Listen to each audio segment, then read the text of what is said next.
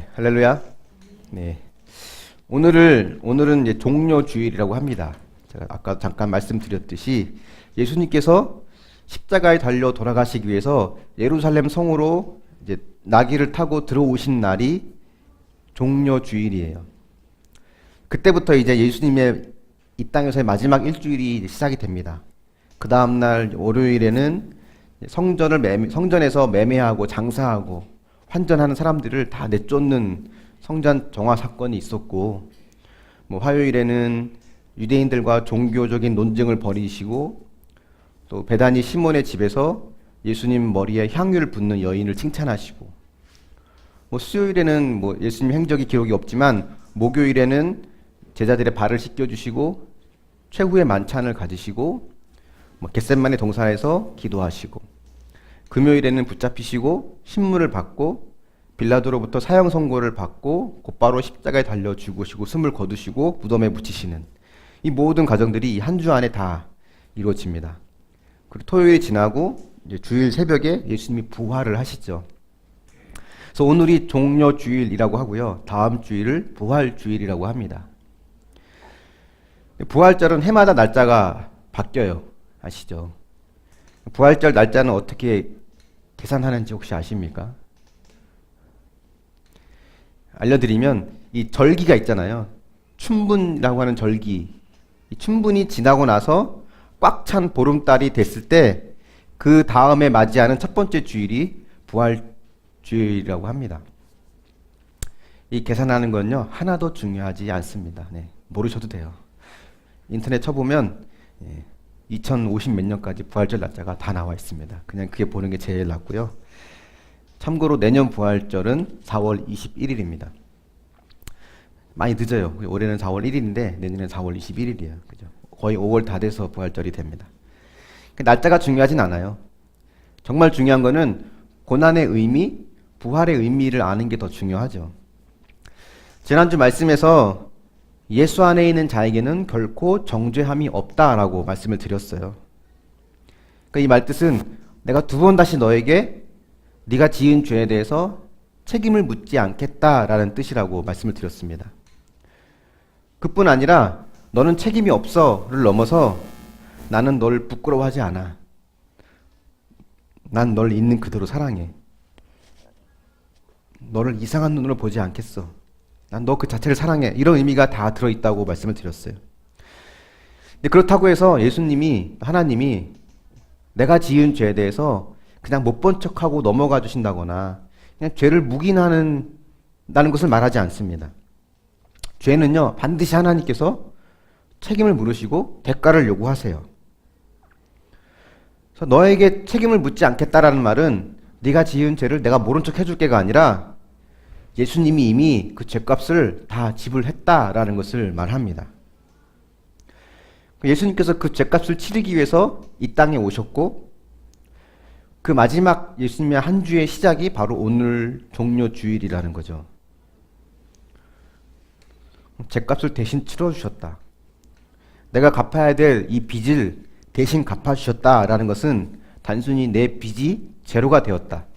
마이너스 적자 인생에서 이제는 제로가 되었다라는 것을 말하지 않습니다. 그 이상의 의미가 있다는 거예요.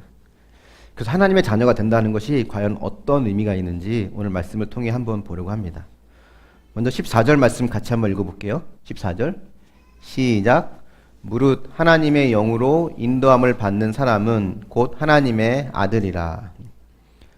하나님께서 내 죄값을 다 치러주셔서 더 이상 나에게서 있어서는 죄에 대한 책임이 없어진 사람들을 성경은 성도라고 합니다. 다 성도예요. 그렇기 때문에 저도 성도고 여러분도 성도고 다 예수님께서 죄를 다 해결해 주신 그런 자이기 때문에 저도 여러분도 다 성도입니다. 근데 이런 사람을 8장 1절에 보면 예수 안에 있는 자라고 하거든요. 예수 안에 있는 자. 또 14절, 오늘 방금 읽었던 14절에서는 하나님의 영으로 인도함을 받은 사람이라고 합니다. 그러니까 하나님의 인도를 받은 사람은 예수님의 인도를 받은 사람인데, 곧 다시 말하면 예수 안에 있는 자는 예수님께서 그 모든 죄값을 다 치러주신 사람이고, 그 사람은 하나님의 인도를 받는 사람이고 또 그 사람은 하나님의 아들이라는 거예요. 단순히 그냥 너는 죄가 없어 라고 끝나는 것이 아니라 나는 널 사랑하는 아버지이고 아빠야. 그리고 너는 나에게 사랑스러운 자녀야 라는 것을 말합니다. 15절에 그래서 이렇게 이야기를 하거든요. 15절 말씀도 같이 읽어보겠습니다. 시작. 너희는 다시 무서워하는 종의 영을 받지 아니하고 양자의 영을 받았으므로 우리가 아빠 아버지라고 부르짖느니라. 하나님을 아빠라고 부르짖는다고 하잖아요. 아빠라고 부르짖는다는 말은 그 아기들의 웃음소리를 말하거든요. 아기들이 아빠나 엄마를 보면 좋아서 소리를 지르거나 행복하게 막 웃기도 해요. 근데 그런 모습을 보면 보는 사람들도 얼굴에 미소가 띄어지고 같이 기분이 좋아집니다. 그러니까 하나님이 너는 내가 이거 한 번만 용서해 줄게 라고 봐주시는 것이 아니라 그걸 넘어서 너는 내가 기뻐하는 사랑스러운 자녀고 나는 너의 아빠라는 거예요. 이렇게 하나님을 아빠, 아버지라고 부를 수 있는 사람을 15절에서 양자의 영을 받은 사람이다 라고 말을 하고 그런 사람이 하나님의 자녀라고 말을 합니다. 그런데 이 양자의 영을 말하기 전에 15절 앞에 보면 무서워하는 종의 영이라는 것도 말을 하거든요. 그러니까 종의 영을 받은 사람이 있고 양자의 영을 받은 사람이 있다는 거예요. 그래서 종의 영과 양자의 영을 받은 사람이 어떤 차이가 있는지를 좀 볼 필요가 있습니다. 종의 영이라고 하는 것은 하나님과의 나와의 관계가 주인과 종, 주인과 노예의 관계라는 거예요. 요즘 우리식으로 우리가 이해할 수 있는 말로 표현하면 갑과 을의 관계, 강자와 약자의 관계라는 거죠. 저는 수요일마다 자원봉사 하는 데가 한 군데 있거든요. 호계동에 가면 청소년 분류 심사원이라고 있습니다. 그래서 청소년들이 뭐 절도, 살인, 때로는 뭐 성폭행, 뭐 공갈, 협박, 아무튼 여러 이제 범죄를 저지르고 이제 잡히면 체포가 되면 재판을 받기까지 한 달 정도 걸리는데 그 한 달 동안 거기 생활하는 곳이에요. 그럼 수요일마다 가서 그 아이들과 함께 이제 인성 교육을 합니다. 그 하는 곳이 있어서 제가 거기 그냥 교사로 들어가서 하고 있거든요. 거기 보면 아이들이 이렇게 문신을 막 한 애들, 막 그런 애들 막 대부분 다 문신한 애들 막 이런 애들이에요. 밖에서 보면 무서운 아이들. 거기 가면 다 똑같은 추리닝이나 이런 걸 입고 다 이렇게 앉아 있는 아이들이거든요. 근데 그 아이들이 가장 무서워하는 사람이 있어요. 누구냐면 판사예요, 판사. 한 달 후에 재판장에서 이 판사가 나에게 어떤 판결을 내리느냐에 따라서 때로는 2년, 소년은 2년, 얘는 1년, 얘는 6개월, 얘는 집으로 이 판결을 내리거든요. 8호, 9호, 10호 이런 판결 처분이 있습니다. 근데 8호를 받든 9호를 받든 10호를 받든 2년을 가든 1년을 가든 뭐 그거를 5번 가든 6번 가든 미성년자일 때에는 사실 사회생활 하는데 큰 지장이 없어요. 계속 기회를 주는 거거든요. 그럼에도 불구하고 그들 입장에서 보면 내가 이번에 2년을 받으면 마치 인생이 끝나는 것 같은 절망감을 느끼기 때문에 판사 앞에 서면 불안해합니다. 영원한 재판장이신 하나님 앞에 우리가 선다고 했을 때 그 하나님이 나의 영원한 시간을 결정짓는다고 했을 때 우리는 그분 앞에 섰을 때 불안함과 두려움이 있을 수밖에 없죠. 이런 심판자와 심판을 받는 사람의 관계, 주인과 노예의 관계에 있어서는 기본적인 감정이 불안함과 두려움입니다. 그래서 15절 처음에도 너희는 다시 무서워하는 종의 영을 받지 아니하고 라고 하잖아요. 이런 무서워하는 관계 속에 있는 종의 영의 모습이라면 아빠, 아버지라고 부르지 못해요. 반면에 양자의 영이 또 나옵니다. 양자의 영은 하나님과 나와의 관계가 아빠와 자녀의 관계라는 거예요. 하나님께서 나를 양자 삼으셨다는 겁니다. 양자는 어떻게 삼는지 아시죠? 입양이란 절차를 통해서 양자 삼습니다. 하나님이 나를 입양하셨다는 거예요. 이 당시 로마 사회에서 입양은 흔히 있는 모습, 제도였거든요. 재산은 많은데 상속해줄 아들이 없잖아요. 이 당시 딸들한테는 상속을 안 해줬거든요. 아들한테 상속을 해야 되는데 아들이 없으면 종들 중에서 아니면 내가 아는 어떤 누군가를 그 아들로 입양을 합니다. 그러면 그 양자가 된 사람에게는 몇 가지 혜택이 있어요. 첫 번째는 모든 빚이 다 면제돼요. 보통 이 당시에 종이 됐었던 가장 큰 이유는 돈을 못 갚아서거든요. 처음엔 집을 팔아서 돈을 갚고 땅을 팔고 다 팔지만 더 이상 팔 게 없을 때는 내 몸을 파는 거예요. 몸종으로. 평생 노예가 되기도 합니다. 근데 이 빚이 면제돼요. 또 두 번째는 뭐냐면 이 아버지가 가지고 있는 모든 재산의 상속자가 됩니다. 빚이 없는 제로 인생에서 끝나는 게 아니라 그 모든 걸 다 물려받을 수 있는 상속자가 되는 거죠. 세 번째는 이 입양한 아버지는 아들의 모든 행위에 대해서 법적인 책임을 집니다. 과거에 지었던 범죄부터 해서 채무 관계부터 해서 앞으로 있을 모든 것까지 든든한 후견인이 되어줘요. 이게 양자가 된 사람이 누릴 수 있는 혜택입니다. 혜택만 있는 게 아니라 책임도 요구되거든요. 양자가 된 사람은 나를 양자로 삼아주신 그 아버지를 기쁘게 해야 될 책임이 있어요.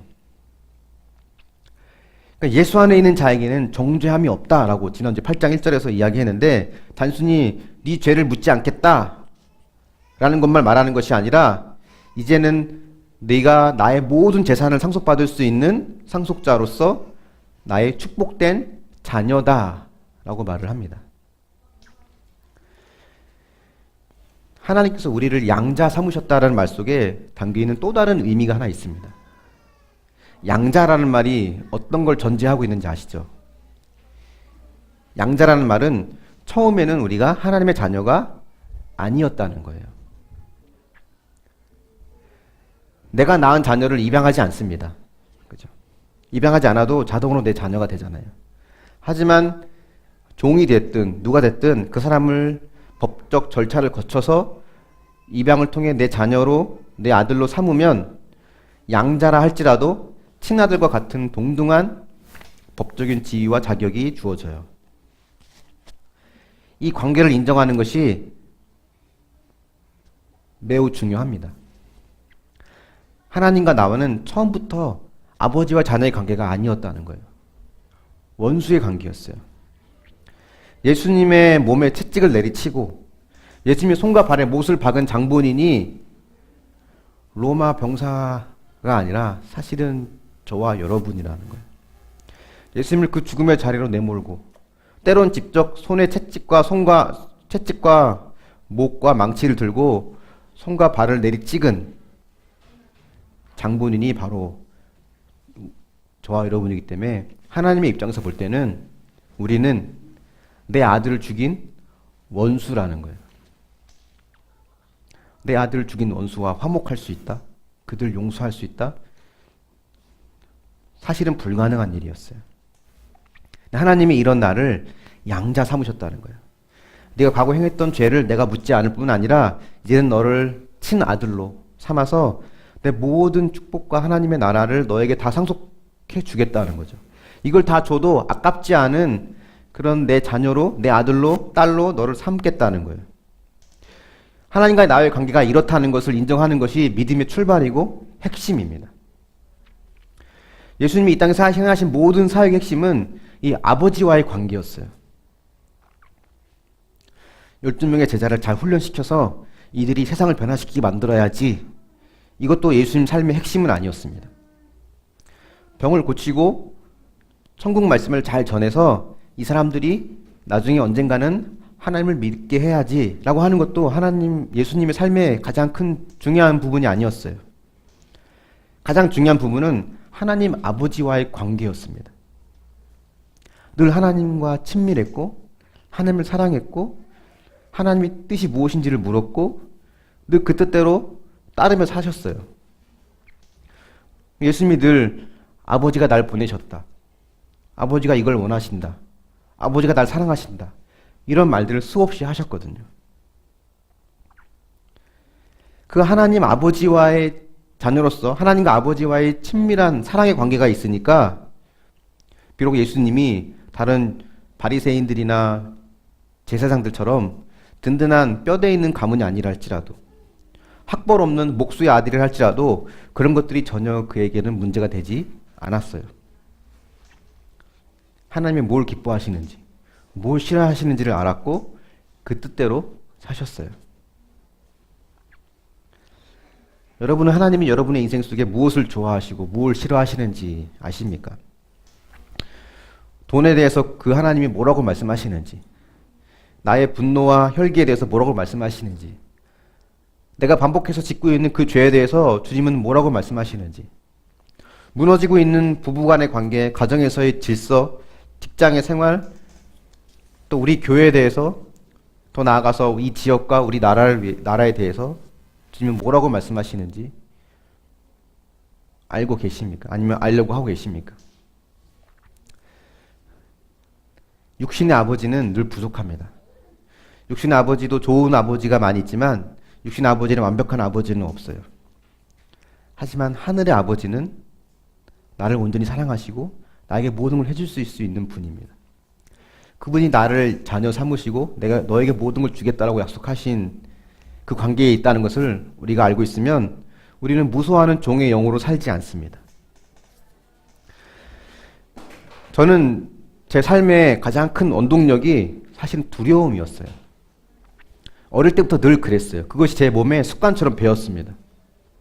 부모님에게 혼나지 않는 것, 부모님에게 부담 주지 않는 것, 그래서 불편한 관계가 되지 않는 것이 제 삶의 그냥 하나의 그냥 원동력이어서 그게 착하게 사는 건 줄 알았거든요.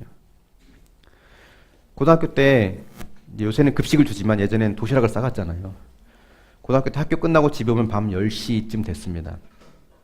근데 그때 10시에 끝났지만 도시락을 보통 한 개씩 싸고 다녔었어요. 처음 이제 한 개 싼 도시락은 점심시간에 다 먹죠. 먹고 나면 저녁 때는 먹을 게 없잖아요. 그럼 보통 이제 저녁을 못 먹고 이제 뭐 학교에서 공부를 하다가 집에 들어가면 10시예요. 그럼 부모님이 이제 물어보십니다. 저녁은 먹었니? 라고 물어봐요. 그러면 저는 안 먹고 왔거든요. 안 먹고 왔는데 늘 뭐라고 대답했냐면 먹고 왔다고 얘기했어요. 그러면 도대체 넌 저녁을 어디서 먹고 오냐? 이렇게 물어보면 귀찮다는 듯이 짜증을 내면서 그냥 먹고 오는 데가 있어 하면서 이제 무시했던 경험이 있거든요. 왜 그랬을까? 내가 왜 안 먹어놓고 먹었다고 했을까를 그때의 기분을, 감정을 가만 돌이켜 보니까 그냥 부모님에게 부담 주지 않기 위해서였거든요.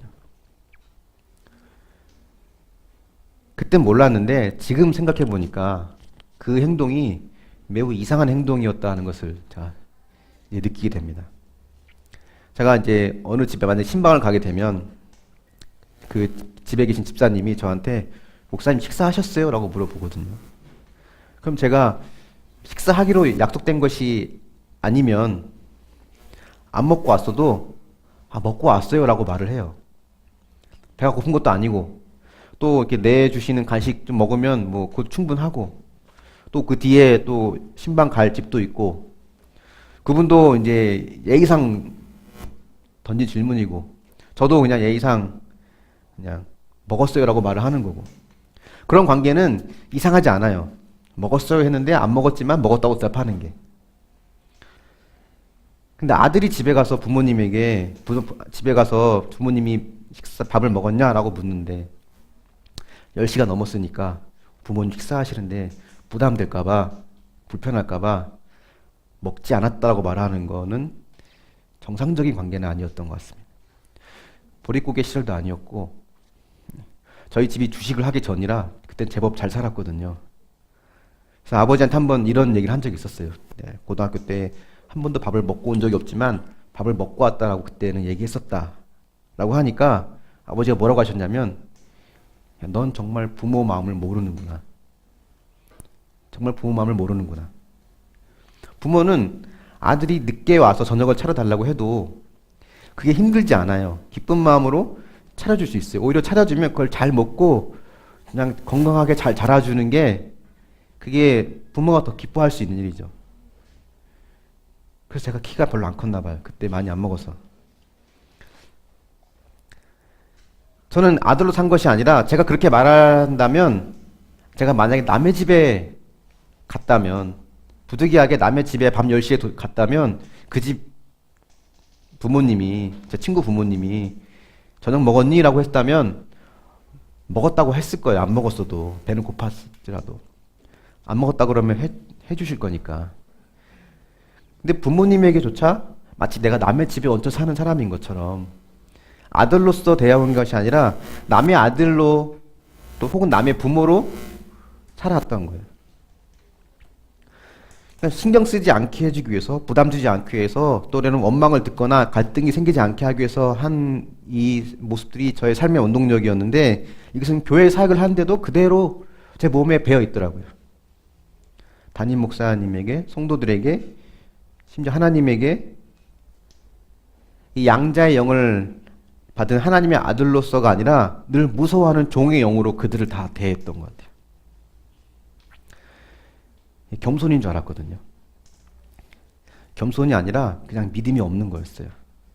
아버지를 아버지로 믿지 못하는 거였고, 신뢰하지 못하는 거였고, 착하고 겸손한 것처럼 보이지만 사실은 그냥 믿음 없는 것뿐이었습니다. 그래서 믿음 없음을 제가 다시 한번 보고 회개하는 시간을 가지기도 했는데요. 그래서 이제 하나님께 더 묻고 하나님과 함께하는 시간을 가지려고 하고 하나님과 친해지려 하고 그런 시간을 많이 가지려고 이제 노력을 하고 있습니다. 그래서 예수님에게 있어서는 하나님과의 그 친밀함이 모든 사역의 핵심이었던 거거든요. 저도 하나님과의 친밀함이 내 모든 사역의 내 삶의 핵심이 돼야겠다라는 생각을 이번에 저도 말씀을 준비하면서 다시 한번 느끼게 됐습니다. 그래서 하나님의 자녀됨이라고 하는 것, 자녀라고 하는 것은 첫 번째 교훈이 있다면 뭐냐면 하나님의 기뻐하시는 상속자가 된다는 거예요. 하나님께서 아낌없이 모든 걸 다 주시기를 기뻐하는 자녀가 된다는 겁니다. 한번 적용해 보십시오. 여러분에게 묻겠습니다. 여러분은 하나님과 친밀하십니까? 아니면 아직 대하기 어려운 분이십니까? 하나님과 친밀해지기 위해서 무엇을 하고 계십니까? 저의 고등학교 때처럼 종의 영을 받은 마음으로 살고 있습니까? 아니면 양자의 영을 받은 자녀의 마음으로 살고 있습니까? 우리가 하나님의 상속자가 됐다라고 하면 한 가지 의문이 드는 게 있어요. 저절로 이런 생각이 듭니다. 하나님의 상속자가 되었는데 왜 내 삶은 변화가 없지? 왜 나는 늘 그대로지? 재벌의 상속자가 되면 만약에 여러분이나 여러분의 남편, 여러분의 자녀, 누가 됐든 같이 살고 있는 사람 중에 누구라도 삼성이든 LG든 어떤 대기업의 상속자가 되면 뭐가 바뀌겠습니까? 여러분의 삶에. 일단 직장부터 때려치겠죠. 그 푼돈 벌려고 직장에서 이렇게 힘들게 일을 하겠어요. 당장 집이 바뀔 테고 차가 바뀌고 옷도 바뀌고. 그죠? 근데 온 세상의 창조자이고 주인이신 하나님이 하나님의 모든 것을 나에게 상속해 주신다고 하는데 내 삶은 왜 변하지 않고 여전히 늘 그대로일까? 이런 생각을 할 수밖에 없습니다. 세상에서도 어떤 후계자가 되기 위해서는 힘든 훈련을 거쳐요. 아무런 훈련 없이 그냥 아들이라는 이유만으로 상속자나 후계자가 되면 10중 8구는 말아먹습니다. 세상의 상속자도 강한 훈련을 받거든요. 하나님의 상속자라면 세상의 재벌의 후계자보다 더 강도 높은 훈련을 하나님 우리에게 요구하십니다. 17절 말씀 같이 한번 읽어볼게요. 17절 시작. 자녀이면 또한 상속자 곧 하나님의 상속자요 그리스도와 함께한 상속자니 우리가 그와 함께 영광을 받기 위하여 고난도 함께 받아야 할 것이니라. 상속자로서 영광을 받기 위해서는 고난도 함께 받으래요. 이 고난은 훈련입니다. 훈련. 네가 상속자가 됐으니까 거기에 대한 보답을 해가 아니라 하나님의 관심은 우리의 영육 간의 건강이거든요. 우리의 영이, 우리의 육이 건강해지기를, 또 하나님의 자녀로 바르게 성장하기를 하나님은 원하세요. 그래서 이것을 위해서는 때론 우리에게 아픔과 고난을 허락해 주십니다. 그래서 고난이라고 하는 것은 있어서는 안 될 불행한 사건이 아니라 하나님의 자녀에게 허락된 특권이라는 거예요. 그분이 상속자가 된다 하는 게 뭘 의미하냐면 나를 따로 불러서 따로 훈련을 시킨다는 거예요. 이건 엄청난 특권입니다. 제가 만약 축구선수라면, 목사가 아니고 축구선수라면 저에게 가장 큰 영광은 히딩크가 저를 따로 불러서 저를 훈련시킬 때일 것 같아요. 저를 따로 불러서 훈련시키면 그 훈련이 아무리 힘들어도 할 수 있을 것 같아요. 저에게 준 특권이라 생각할 것 같습니다.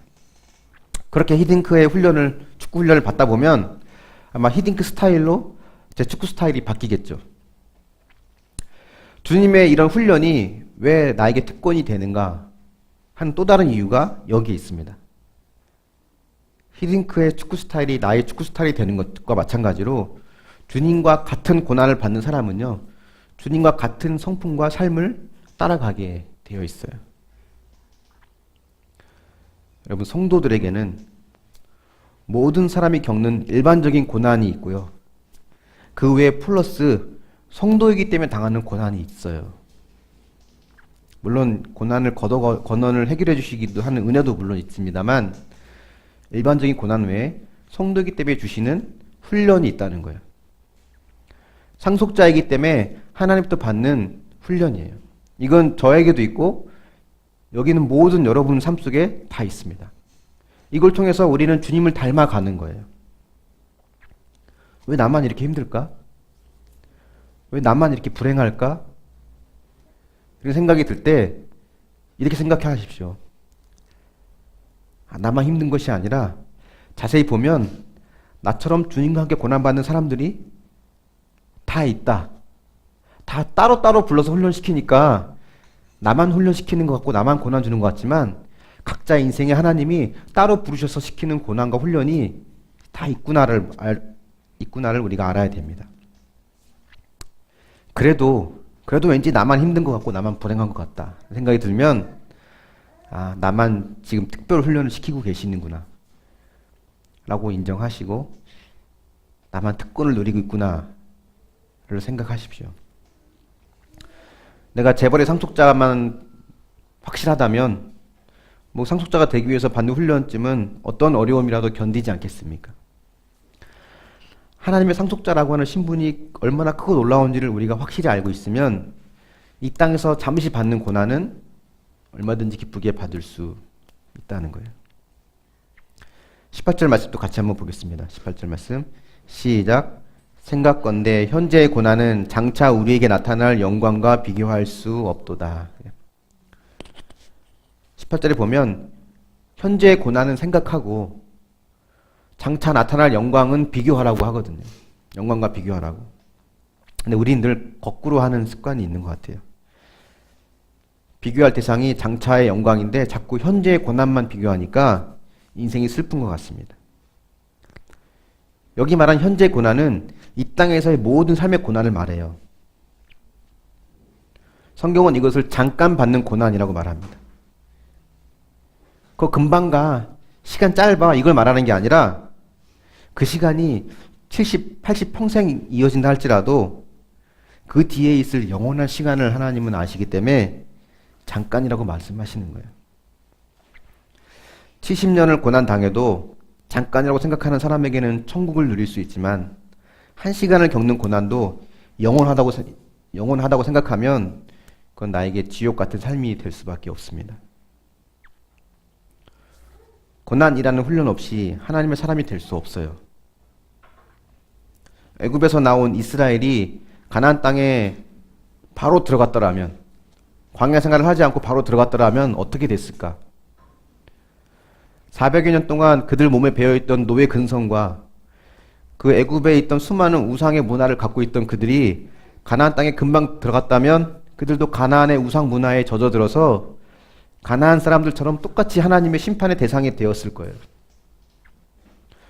그렇기 때문에 40년이라는 광야 생활은 단순히 이스라엘 사람들이 조금 더 믿음이 좋아지기 위해서, 좀 더 성숙해지기 위해서, 아니면 충성스러운 일꾼이 되기 위해서 거쳐야 될 하나의 과정이 아니라 그들의 구원을 위해서, 그들의 생존을 위해서 절대적으로 있어야만 했던 일이라는 겁니다.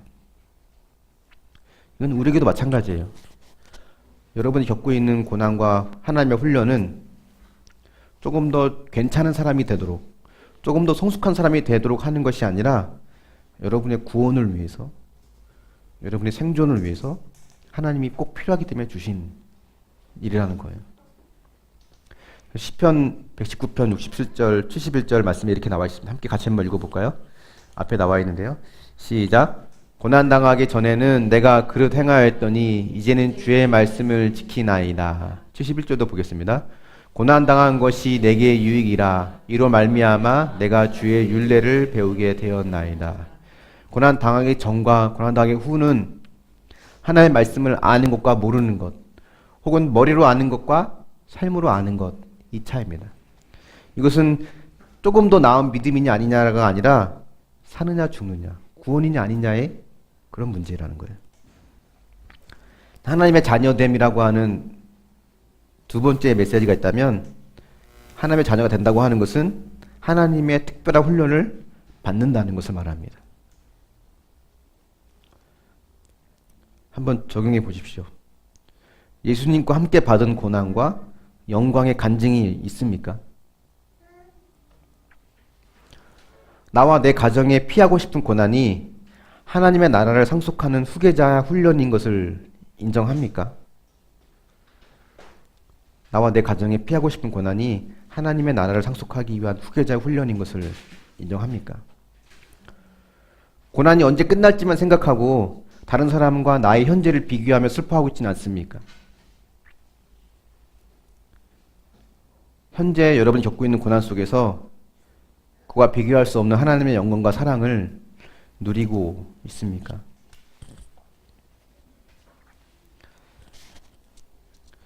이런 고난과 훈련을 통해서 하나님의 자녀로 세워지는 것은요, 나 하나만을 위한 것은 아니에요. 인간의 타락으로, 아담의 범죄로 모든 피조물이 다 심판을 받았거든요.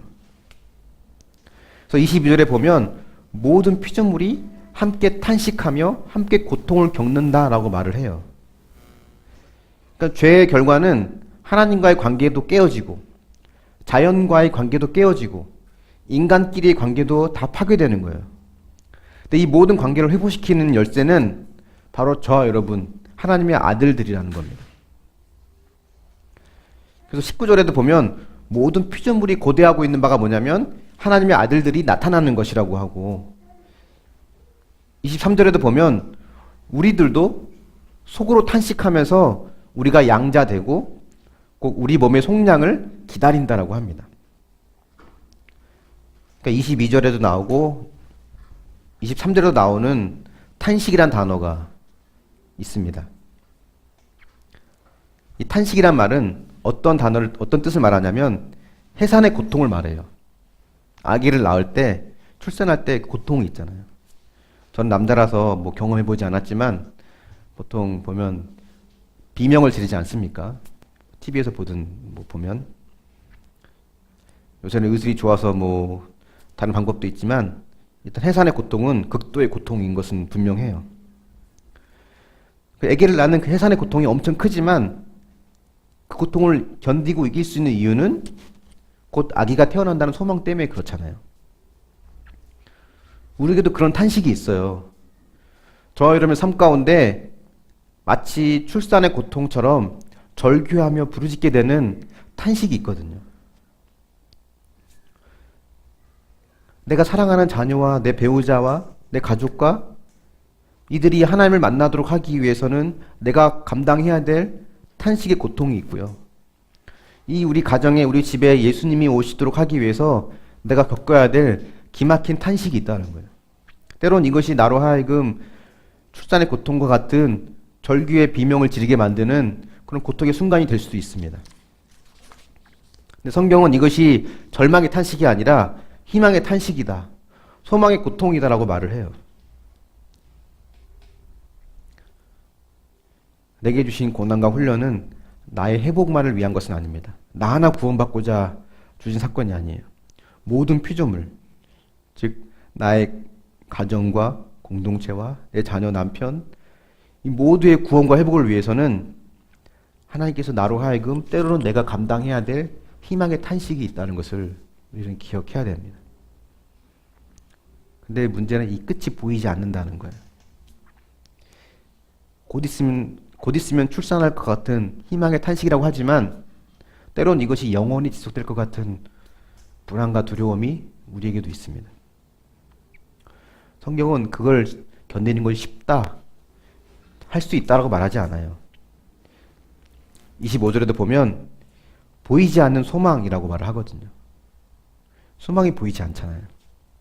그런 탄식의 상황 속에 있을 때에는, 그런 극도의 고통과 고난의 상황 속에 있을 때에는 끝이 보이지 않아요. 소망이 보이지 않습니다. 성경은 보이지 않는 소망이 이상한 게 아니라 당연하다는 거예요. 그 보이지 않는 소망을 참고 기다릴 것을 이야기합니다. 내 힘으로 되지 않습니다. 아무리 성격이 좋아도 내가 참아내야지, 꼭 참아지지 않아요. 우리는 그럴 수 없는 죄인들이에요. 그래서 26절인가에 보면 성령이 말할 수 없는 탄식으로 나와 함께 하는 거예요. 내가 할 수 없는 탄식. 난 할 수 없지만 성령이 나와 함께 탄식해 주시는 거예요. 그 힘으로 우리가 참고 견디는 거죠. 오기가 있어서 견디는 거 아니에요. 한번 정해 보십시오. 내가 겪고 있는 이 탄식의 순간이 구원을 위한 소망의 탄식이 되도록 하기 위해서 끊어내고 참아내고 기다리는 훈련을 여러분 잘 받고 있습니까? 여러분 어떤 참고 기다리고 끊어내는 훈련을 지금 받고 있습니까?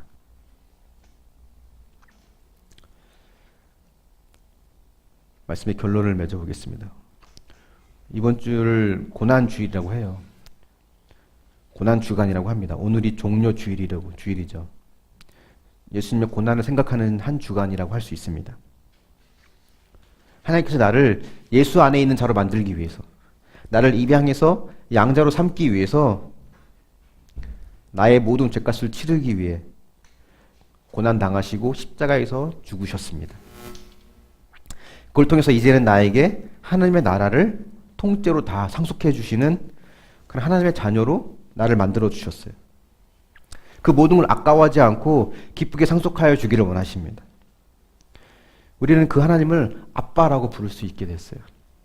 이 땅의 육신의 아버지는 때론 나에게 상처를 주고 아픔을 주지만 완전하신 그 아버지는 나를 있는 그대로 사랑하시고 나에게 모든 걸 주시는 분입니다. 근데 이 하나님의 자녀로 나를 삼아주시는 은혜 속에는 하나님의 특별 훈련이 들어있습니다.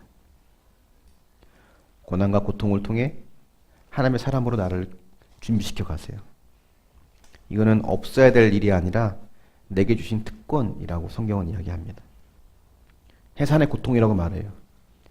이 해산의 고통과 같은 탄식을 참고 기다리면서 마침내 출산의 기쁨을 얻는 것처럼 여러분이 지금 겪고 있는 이 현재의 아픔의 시간이 하나님의 주시는 회복을 경험하고 또 그걸 통해서 여러분의 가정이 회복되어지고 여러분의 삶이 회복되어지는 그런 은혜가 여러분 인생 가운데 속히 임할 수 있기를 예수님의 이름으로 축원합니다. 아멘.